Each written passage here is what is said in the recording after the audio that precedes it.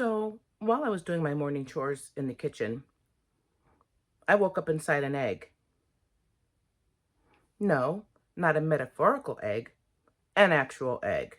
I was sitting there and got totally, deeply immersed into what I was doing. I was peeling a hard boiled egg, and the texture and the feel of it in my hand while I was cracking it sent me deep into immersion, and I became part of the egg. I was between the egg shell and the membrane, and I was helping the egg to crack. And I got up and noticed that, the egg was wanting to crack. And so I had to help it. And so I'm getting up and I can feel my bare feet bouncing off the surface of the egg, and I can feel the slickness of the membrane on the egg. And I'm pushing up and heaving and pushing and helping it crack. And I'm hearing the crack, and I'm seeing the light starting to peel through the crack. I can see the kitchen light on the ceiling. And I was like, oh, this is cool. And then I heard something off in the distance, and I didn't quite know what it was, but I knew what direction it was coming from. So I cracked and moved, and I cracked the egg to get another crack open so I could see the noise I was hearing. And as I cracked it open, I saw my son, and I startled out of it, and it was his voice that I had heard. And so he goes, "Ma, where'd you go?"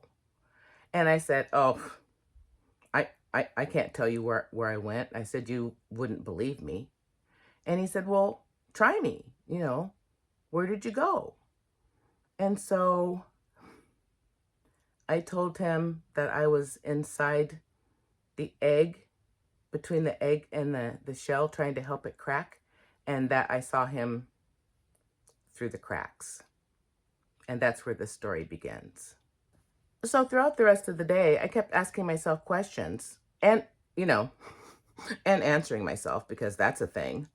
And so I was like, was I zoning out? No, I was completely there. I was completely present. And it wasn't a fantasy. I wasn't escaping anything. It just felt right at that time to go into an immersive, almost virtual reality. Almost, I'm I am there. It's more like my perspective shifted on its own. It's not anything that I can call up to just like go somewhere, and immerse myself. I can't call it up yet. It happens on its own, and I don't know what triggers it.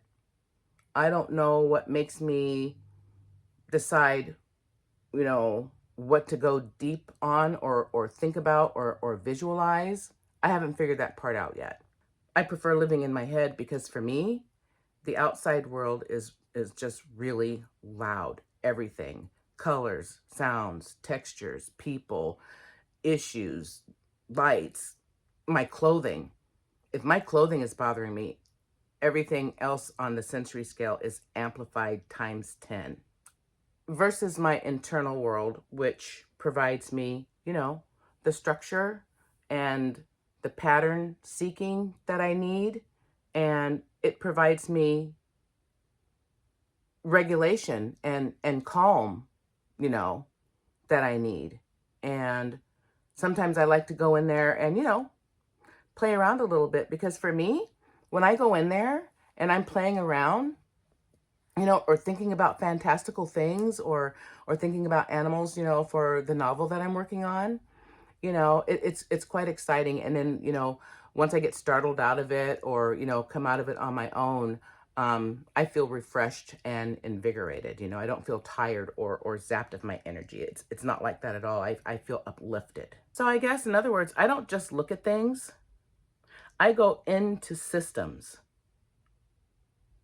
That makes it really difficult when you're trying to have a conversation with someone, because maybe somebody says something really interesting, and then all of a sudden I've immersed myself someplace else and I'm building a complete structure around something that they've said, or it triggered a pattern recognition or something that I remembered from, from my past or something like that. Well, then I have to go in there and, build it out and see what it is, or see what it means.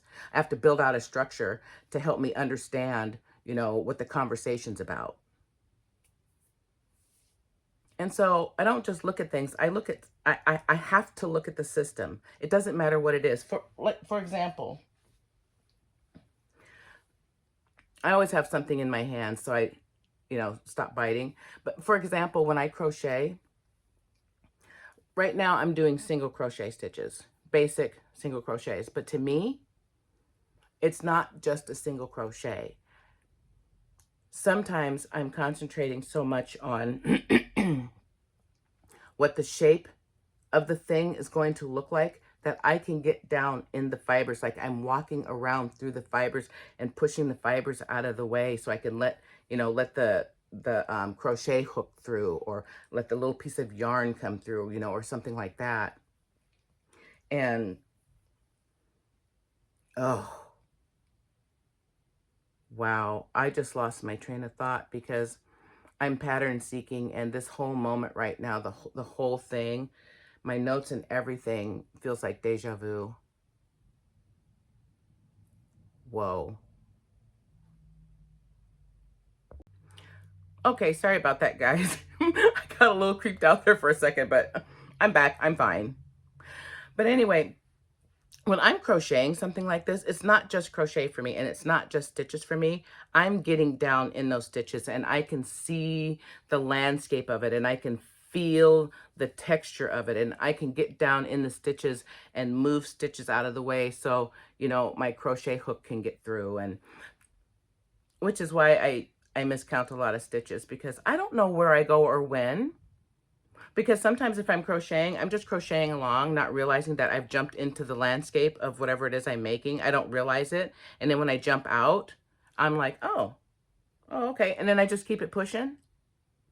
And it's usually like 2 or 3 rows later, I'm like, oh man, I made a really big mistake back there because I wasn't paying attention. I was paying so much attention by walking around in the project that I didn't know what I was doing outside of the project. You see? That's why I talk about these things, because if you do things like this, you're not alone and you're not crazy. You have a very cool ass brain is what you have.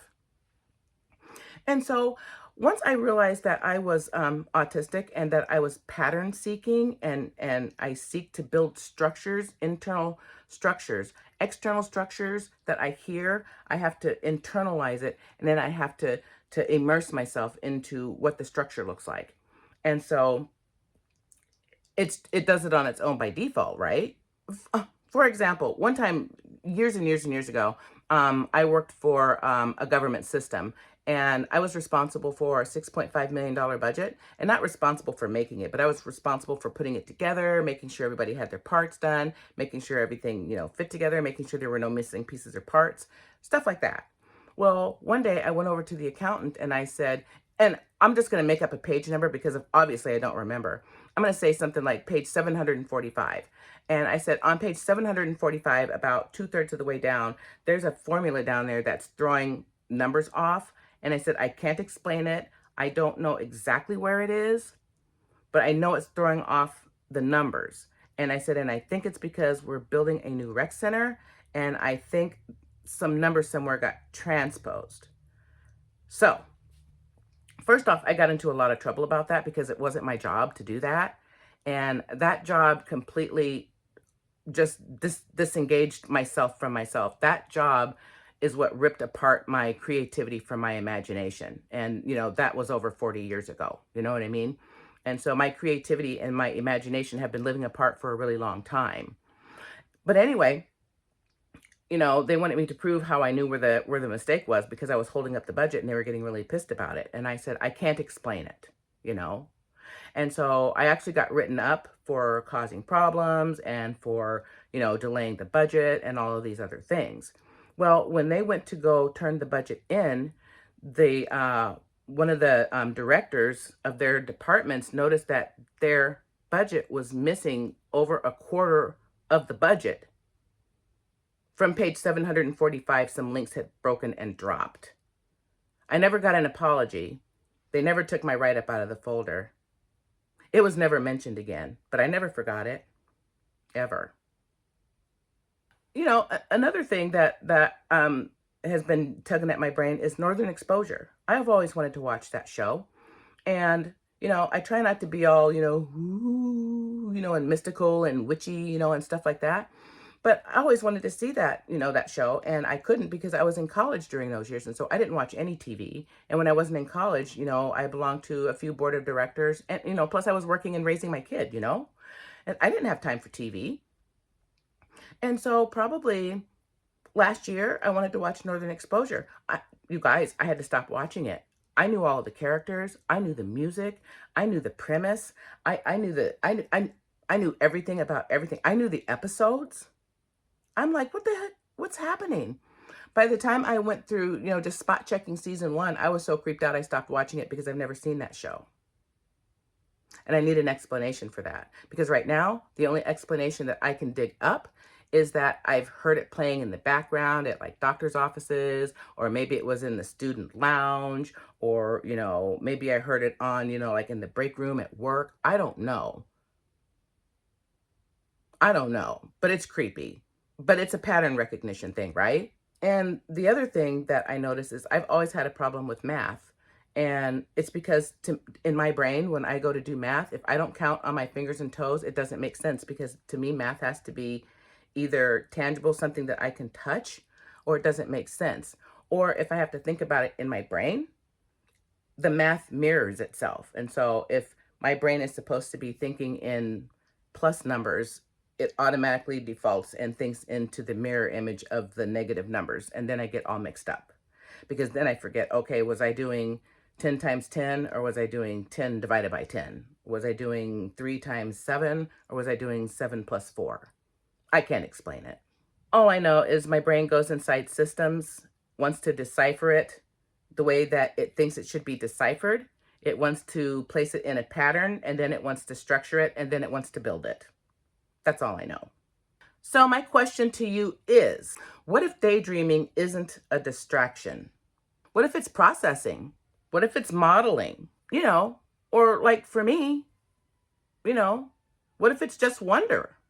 Maybe some of us don't drift away. Maybe we drift inward. Inside the egg, the cracks look like light.